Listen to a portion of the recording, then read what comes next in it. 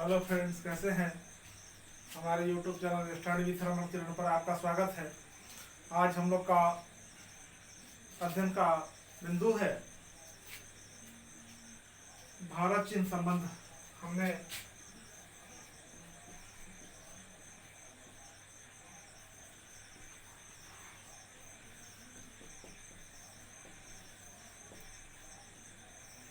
हम लोगों ने पिछले दो वीडियो में देखा है कि किस प्रकार के भारत चीन का जो संबंध है उतार चढ़ाव का संबंध रहा है। हम लोग ने भारत की स्वतंत्रता प्राप्ति से लेकर 2000 सन तक भारत चीन का जो संबंध रहा है उसको विहंगावलोकन किया है। उसके पश्चात की का जो संबंध है आज हम लोग इस वीडियो में उसको देखेंगे।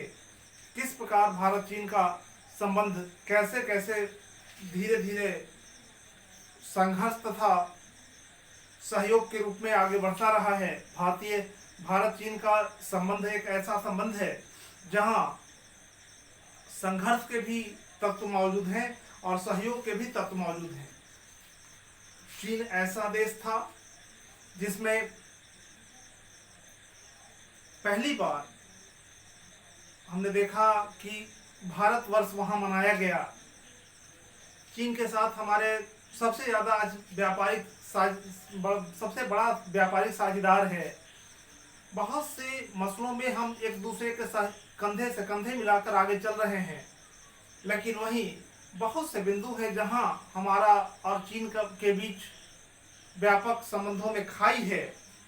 इस खाई को किस प्रकार से पाटा जाए, आने वाले दिनों में संबंध में कैसे प्रगाढ़ता लाया जाए, यह एक बहुत ही महत्वपूर्ण दृष्टिकोण है।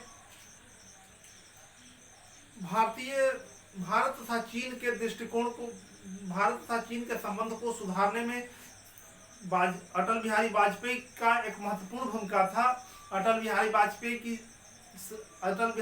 की सरकार ने जब 1998 में परमाणु परीक्षण किया तो उसके पश्चात सीधा चीन पर निशाना साधा गया कि चीन हमारा एक बहुत खतरनाक पड़ोसी है जिसके कारण हम परमाणु परीक्षण किया है।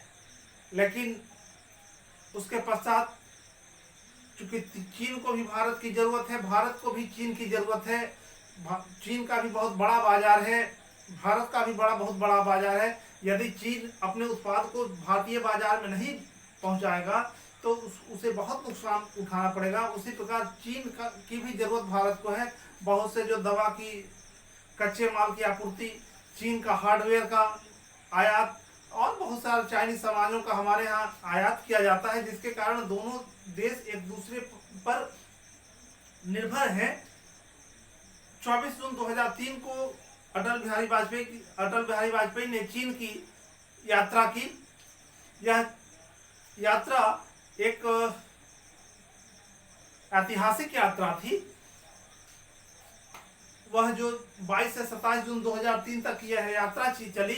24 जून 2003 को अटल बिहारी वाजपेयी ने तथा चीनी समकक्षों ने एक समझौते पर हस्ताक्षर किया। यह समझौता ऐतिहासिक घोषणा पत्र था जिसमें व्यापार संबंधी सहमति पत्र बनी और 9 समझौते पर हस्ताक्षर किया गया।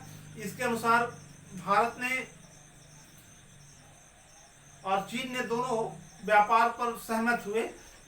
भारत की तरफ से सिक्किम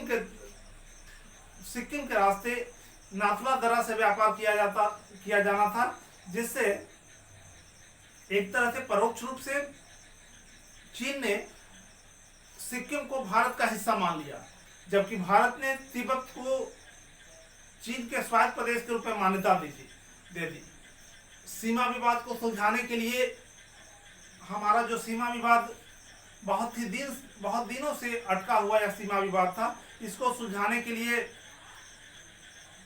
भारत के राष्ट्रीय सुरक्षा सलाहकार, तत्कालीन राष्ट्रीय सुरक्षा सलाहकार ब्रजेश मिश्र की नियुक्ति हुई तथा चीन की ओर से उनके उप विदेश मंत्री दाई सिंगो को विशेष प्रतिनिधि के रूप में नियुक्त किया गया कि दोनों वार्ता कर जल्दी से जल्दी इस सीमा विवाद को सुलझाएं। मई मई जब 2000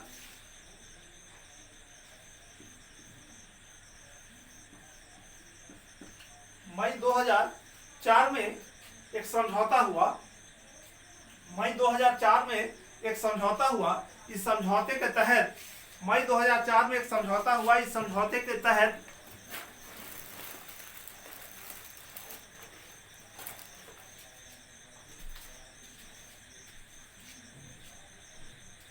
जो वर्ल्ड अफेयर्स बुक था उसमें चीन ने पहली बार सिक्किम को भारतीय क्षेत्र के रूप में प्रकाशित किया। जो सिक्किम था उसको भारतीय क्षेत्र के रूप में प्रकाशित किया गया। 2005 में चीनी प्रधानमंत्री वेन जियाबाओ ने भारत की यात्रा की। भारत की जब यात्रा की तो उसमें 5 साल के अंदर सीमा विवाद को सुलझाने का प्रयास किया गया तथा 12 सूत्रीय समझौतों की नींव रखी गई। 12 सूत्रीय समझौते की नींव रखी गई जिससे दोनों का संबंध आगे चलकर प्रगाढ़ बने।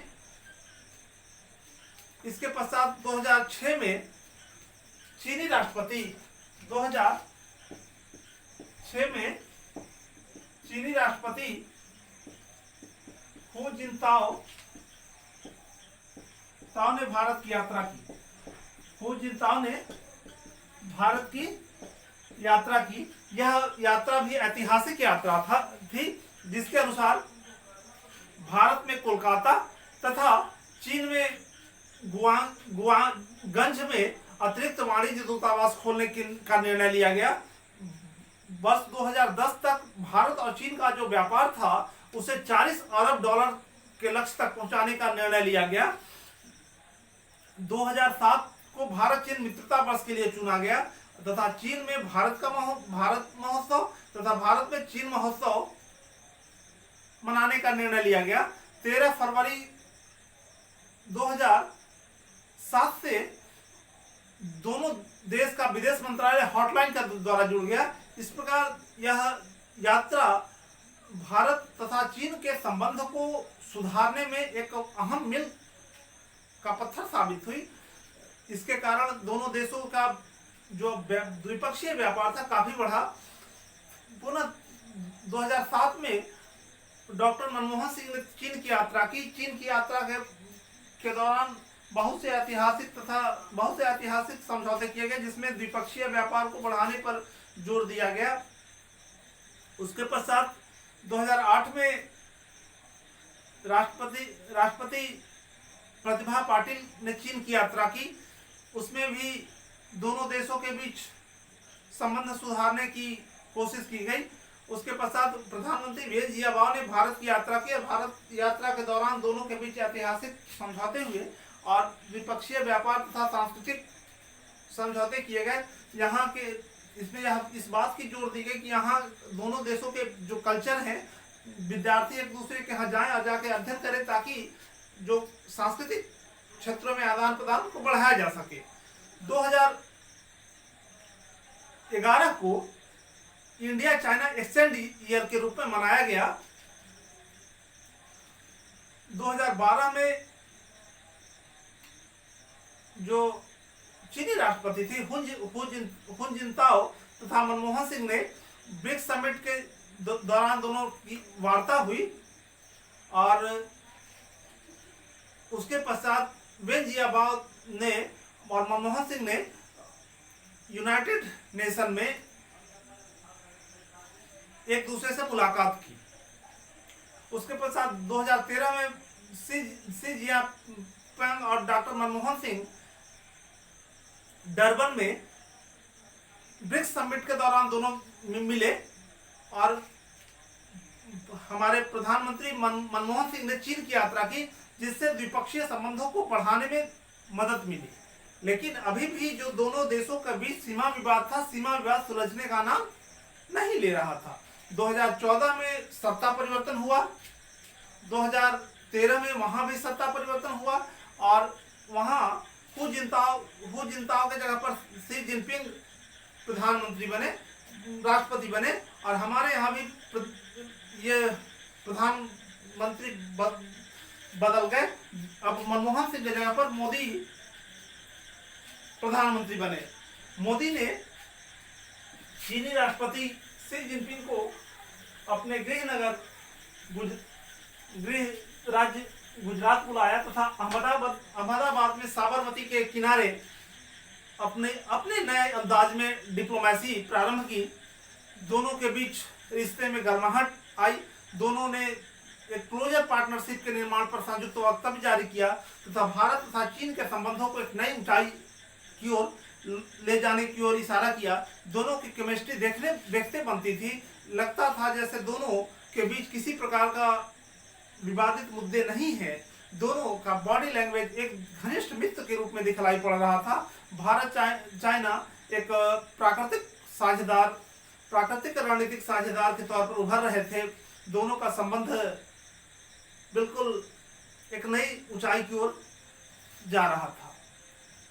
इसी बीच 2015 में भारतीय प्रधानमंत्री मोदी ने चीन का दौरा किया और चीनी राष्ट्रपति शी जिनपिंग ने अपने गृह नगर सियान उनको बुलाए और वहां भी दोनों ने काफी एक दूसरे से हिल-मिल कर भारतीय तथा चीनी संबंध को बढ़ाने की में भरपूर सहयोग किया और दोनों ने विवादित मुद्दे को छोड़ते हुए एक नई केमिस्ट्री बनाते हुए अपने संबंध को आगे बढ़ाने की कोशिश की। 2016 में भारतीय राष्ट्रपति प्रणब मुखर्जी ने चीन का दौरा किया। भारतीय प्रधानमंत्री ने G20 की शिखर सम्मेलन के लिए हांगझो में हु जिनताओ से मुलाकात की।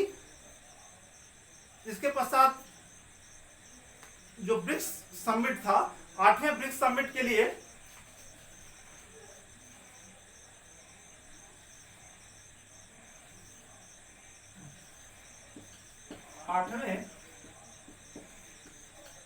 ब्रिक्स